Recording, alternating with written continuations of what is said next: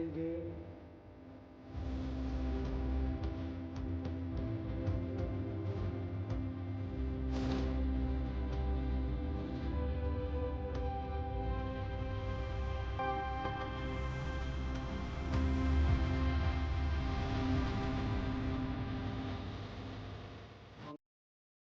Friends, ಇವತ್ತಿನ ವಿಡಿಯೋದಲ್ಲಿ ನಾವು ಒಂದು ಆಟೋವನ್ನು ಓಡಿಸಿ ದಿನಗೂಲಿ ಸಂಪಾದನೆ ಮಾಡುತ್ತಿದ್ದ ವ್ಯಕ್ತಿ ಇಂದು 750 ಕೋಟಿ ಒಡೆಯಾಗಲು ಪಟ್ಟಿರುವ ಶ್ರಮಗಳೇನು ಅಂತ ನಾನ್ ನಿಮ್ಗಿವತ್ತು ತಿಳಿಸ್ತೀನಿ. ಯಶಸ್ಸಿಗೆ ತಾಳ್ಮೆ ಬೇಕು.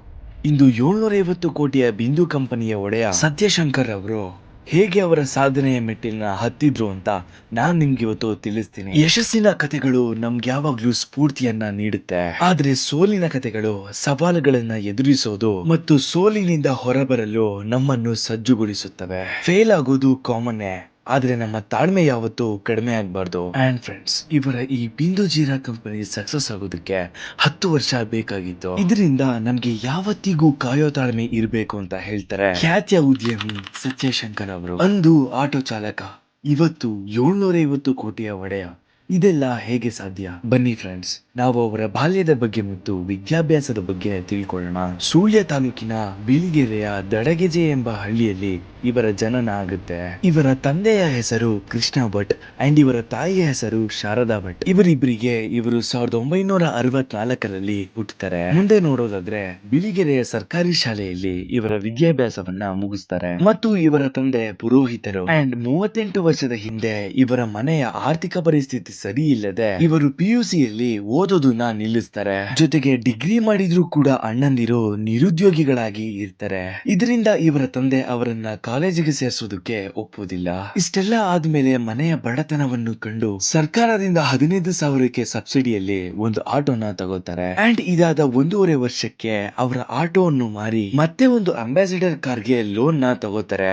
ಅಂಡ್ ಆ ಕಾರ್ನ ತಗೊಂಡ ಮೇಲೆ ಅದನ್ನ ಬಾಡಿಗೆಗೆ ಬಿಡ್ತಾರೆ. ಇದಾದ ಸ್ವಲ್ಪ ಸಮಯದ ನಂತರ ಅವರ ಕಾರ್ನ 1 ಲಕ್ಷಕ್ಕೆ ಮಾರ್ತಾರೆ. ಅದೇ ದುಡ್ಡಿಂದ ಒಂದು ಸ್ಪೇರ್ ಪಾರ್ಟ್ಸ್ ಅಥವಾ ಆಟೋಮೊಬೈಲ್ ಅಂಗಡಿನ ಶುರು ಮಾಡ್ತಾರೆ.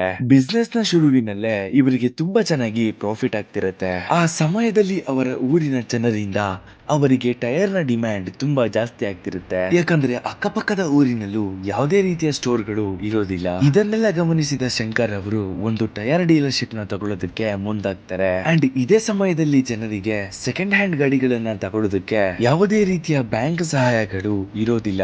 ಇದನ್ನೆಲ್ಲ ನೋಡಿದ ಶಂಕರ್ ಅವರು ಜನರಿಗೆ ಸಹಾಯ ಆಗಲಿ ಅಂತ ಹೇಳಿ ಅವರು ಒಂದು ಫಿನಾನ್ಸ್ ಬಿಸ್ನೆಸ್ ನ ಸ್ಟಾರ್ಟ್ ಮಾಡ್ತಾರೆ. 1994ರಲ್ಲಿ ಸತ್ಯಶಂಕರ್ ಅವರು ಪ್ರವೀಣ್ ಕ್ಯಾಪಿಟಲ್ ಅನ್ನೋ ಹೆಸರಿನಿಂದ ಶುರು ಮಾಡಿದ ಈ ಬಿಸ್ನೆಸ್ 15 ಬ್ರಾಂಚ್ ಗಳಾಗಿ ಪೂರ್ತಿ ಕರ್ನಾಟಕದೆಲ್ಲೆಡೆ ಹರಡುತ್ತೆ.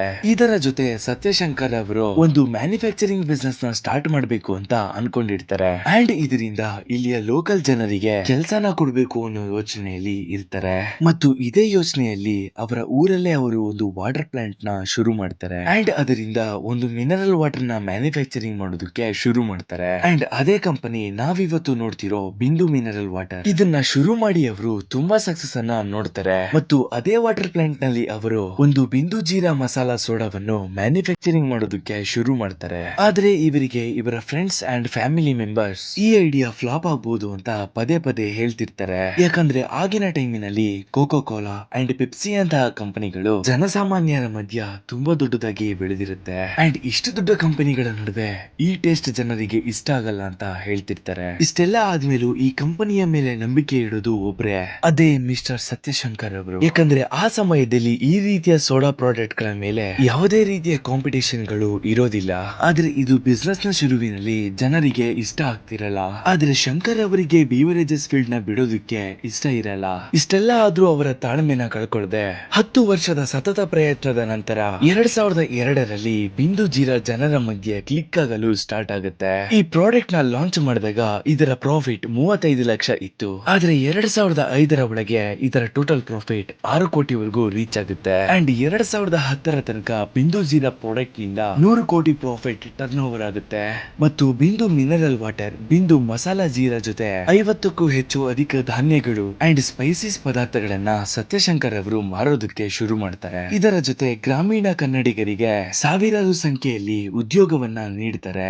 ಅಂಡ್ SG ಗ್ರೂಪ್ ಕಡೆಯಿಂದ 2,000 ನಿರುದ್ಯೋಗಿಗಳಿಗೆ ಡೈರೆಕ್ಟ್ ಎಂಪ್ಲಾಯ್ಮೆಂಟ್ ಆಪರ್ಚುನಿಟಿನ ಕೊಡ್ತಾರೆ. ಕೊಡ್ತಾರೆ ಅಂಡ್ ಇಂಡೈರೆಕ್ಟ್ ಆಗಿ ಕೂಡ ಕೊಡ್ತಾರೆ. ಅಂಡ್ ಫ್ರೆಂಡ್ಸ್, ಇದನ್ನೆಲ್ಲ ನೋಡಿದ್ಮೇಲೆ ನಿಮ್ಗೆ ಏನ್ ಅನ್ಸುತ್ತೆ? ಹಳ್ಳಿಯ ಒಂದು ಸರ್ಕಾರಿ ಶಾಲೆಯಲ್ಲಿ ಬೆಳೆದ ಹುಡುಗ ಇವತ್ತು ಪ್ರಪಂಚದೆಲ್ಲೆಡೆ ಜನರಿಗೆ ರೋಲ್ ಮಾಡೆಲ್ ಆಗಿ ನಿಂತಿದ್ದಾರೆ. ಅಂಡ್ ಫ್ರೆಂಡ್ಸ್, ಈ ವಿಡಿಯೋ ನಿಮ್ಗೆ ಏನಾದ್ರು ಇನ್ಫಾರ್ಮೇಟಿವ್ ಅಂತ ಅನ್ಸಿದ್ರೆ ಚಾನೆಲ್ ನ ಸಬ್ಸ್ಕ್ರೈಬ್ ಮಾಡಿ ಅಂಡ್ ವಿಡಿಯೋನ ಲೈಕ್ ಮಾಡೋದು, ಶೇರ್ ಮಾಡೋದನ್ನ ಮರಿಬೇಡಿ.